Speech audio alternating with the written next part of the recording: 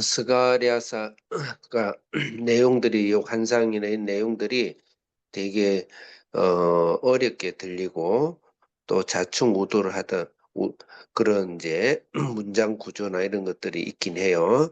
그래서 전체 틀을 항상 생각하고 이 성경 해석학에서 아주 중요한 것은 형태, 형태, 그 구성이 내용을 이끈다.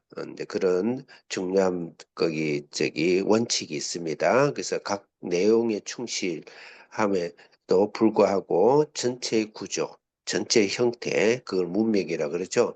그것을 항상 먼저 생각하고 그 안에서 그때그때 세수하듯이 물을 받아서 쓰듯이 그렇게 하는 구성이 굉장히 중요하다. 특히 스가랴서는 그렇게 해야 이 내용이 이해가 됩니다. 1장부터 이게 14장까지 있는데 1장부터 7장까지는 오늘 두 개의 환상을 이야기했죠. 8개의 환상을 이야기합니다. 8개 환상을 이야기하면서 가장 그 8개 환상의 가장 중요한 중심 주제는 돌아와라. 어저께 일장 어제 돌아와라. 돌아오면 나도 돌아오리라. 그것은 조건부가 아니고 이미 반복형이라 그랬죠. 내게 돌아오라. 그래서 나의 말에 귀 기울여라. 그것을 위해서 8개 환상으로 쭉 설명을 해준 거예요. 그 다음에 8장부터 14장까지는 그 8개 환상에 대해서 각각 응답이에요. 응답. 그래서 수미상관법으로 구성이 되어 있어요. 그래서 반을 접으면 각각 환상에 맞춰서 그 환상에 대한 대답이 각 8개의 질문에 대한 대답으로 8장부터 14장까지는 구성이 되어 있습니다. 그래서 그 내용은 예수님이 돌아오면 예수님이 하나님이 우리의 왕이 되셔서 우리를 다스리고 영원한 소망 가운데 우리의 왕과 우리 나라를 주실 것이다. 건설해 주실 것이다. 그 말씀이에요. 예, 그래서 오늘 돌아오는 데 대해서 오늘 두 가지 환상을 이야기를 하고 있습니다. 자, 1절 크게 읽겠습니다. 빠른 속도로 시작. 7절 다, 시작. 다리오 왕 제2년 11째 달 곧 스바드월 24일에 입도의 손자 베레가의 아들 선지자 스가랴에게 여호와의 말씀이 임하니라. 네, 그 다음에 8절 읽겠습니다. 시작. 내가 밤에 보니 한 사람이 붉은 말을 타고 골짜기 속 화석류 나무 사이에 섰고 그 뒤에는 붉은 말과 자줏빛 말과 백마가 있기로. 네, 여기서 먼저는 어, 거기 붉은 말과 그 다음에 자줏빛 말과 백마가 나오는데 붉은 말은 두 번이 나와요.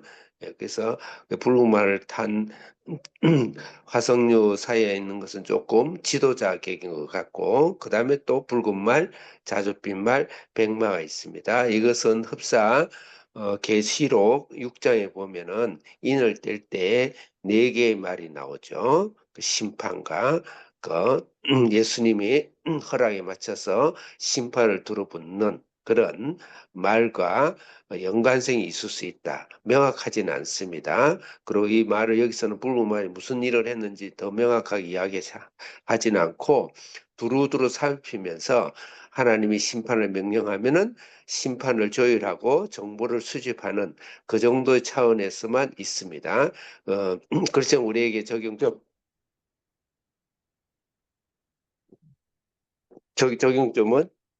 적용점은 어 잠깐요.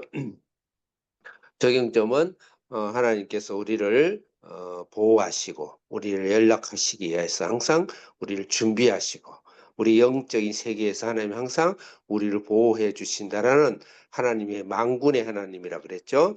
그런 항상 우리를 적용하였으면 좋겠고 이 화석류 나무라는 것은 땅에 뿌리를 깊이 내리고 키는 굉장히 낮고 그 다음에 사계절 푸른 색깔이고 주로 장막, 그 장막, 이스라엘 광야의 장막을 보통 그 있을 때 장막 옆에 많이 이렇게 나는 그런 식물이에요.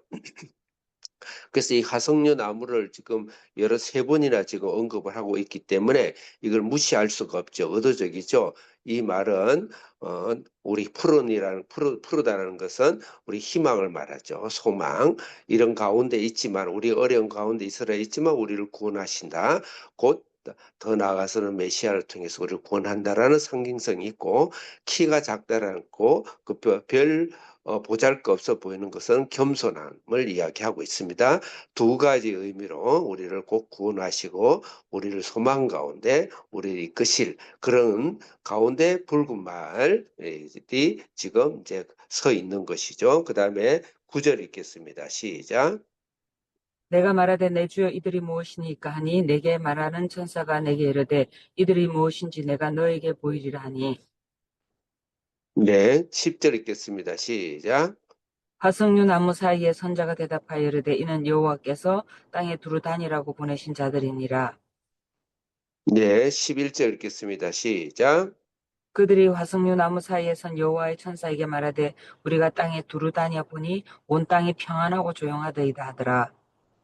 예, 근데 이들이 온 땅이 편안하고 조용하더라 그렇게 했습니다. 그래서 이제 이게 이들이 심판을 해야 되는데 이 이스라엘을 방해하고 있고 하나님 나라를 방해하고 있는 얘들을 지금 애들이 오히려 잘 살고 있는 거예요. 잘 살고 있는 거에 대해서 약간 불만 섞인 이야기겠죠. 불만 섞인 이야기인데 거기에 대해서 우리도 우리 상황에서 우리처럼 주님 안에서 하나님 안에서 바르게 살고 하나님 앞에서 정직하게 살고 하는데 내 개인적인 삶이나 또 내 개인적인 생활이나 또 내 주위의 여건이나 또 여러 가지 또 사회적으로나 환경적으로나 나를 방해하고 있는 또 이 사회 악한 사람들이 잘 되는 그런 모습이 보이는 듯 하죠. 12절 읽겠습니다. 시작.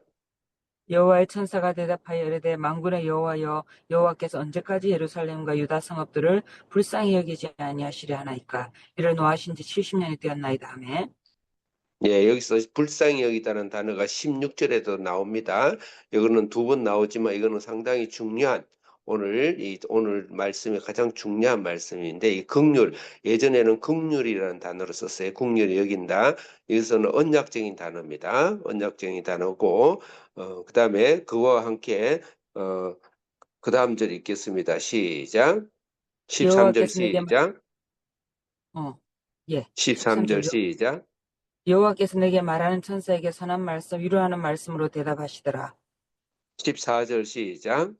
내게 말하는 천사가 내게 이르되 너는 외쳐 이르기를 만군의 여호와의 말씀에 내가 예루살렘을 위하여 시온을 위하여 크게 질투하며 네, 질투한다는 질러서 질투한다라는 이 단어도 그냥 상투적인 단어가 아니고 언약 단어입니다. 굉장히 깊은 하나님은 우리를 질투하신다. 출애굽 20장 출애굽 여러 차례 이야기한 하나님은 질투하시는 하나님이다. 그러면 하나님은 그러면 감정적으로 불안하고 감정적으로 아직까지 성장하지 않아서 질투하는 그런 질투가 아니고 하나님이 우리를 근본적으로 깊이 있게 사랑하는 그래서 이 질투라는 단어는 결혼에 관계된 말입니다. 결혼했을 때 사랑해야 되고 사랑할 수밖에 없고 사랑을 포기하지 아니하는 호세아가 음녀를 아내로 맞이하죠. 하나님 말씀으로. 그러면서 하나님이 우리를 그렇게 사랑한다는 것을 교회를 그렇게 사랑한다는 것을 암시적으로 보여주는 호세아서 그 질투입니다.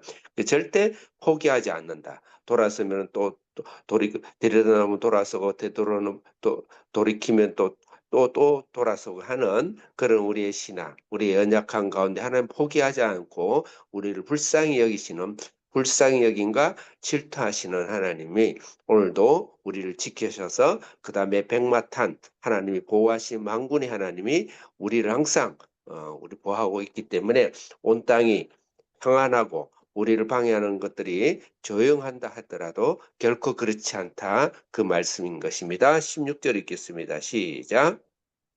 15절 아니라 예 16절 시작. 그러므로 여호와가 이처럼 말하노라 내가 불쌍히 여김으로 예루살렘에 돌아왔은즉 내 집이 그 가운데 건축되리니 예루살렘 위에 목줄이 쳐지리라 만군의 여호와의 네. 말이니라. 네. 그래서 그 불쌍히 여긴 것으로서 하나님께서 예루살렘에 먹주를 드린다는 것은 성전을 재건한다는 겁니다. 요새는 잘 거기 못 보겠지만 저희 어릴 때 보면은 집을 질 때 큰 먹주를 해가 줄을 재서 그다음 표시를 해서 선을 긋고 이래가지고 집을 기초를 쌓기 시작해요. 그래서 특히 이게 건축하는 자에게는 먹줄이 아주 중요하죠. 그래서 하나님의 성전 예수님을 지금 우리에게 보내시는 그 작업을 하신다. 17절 읽겠습니다. 시작. 어, 그가 다시 와서 외쳐 이르기를 만군의 여호와의 말씀에 나의 성읍들이 넘치도록 다시 풍부할 것이라. 여호와가 다시 시온을 위로하며 다시 예루살렘을 택하리라 하라 하니라. 네, 아멘. 그래서 오늘 첫 번째 환상에서는 하나님이 우리를 긍휼히 여기시고 우리를 질투하기까지 사랑하시는 그 하나님께서 백마와 여러 말들을 우리 만군으로서 우리를 보호하시고 예수님을 통해서 우리를 구원하신다는 그 강력한 하나님의 사랑으로 오늘도 우리를 향해서 기다리고 우리를 향해서 말씀하고 계시다. 그다음에 마지막으로 18절부터 읽겠습니다. 시작.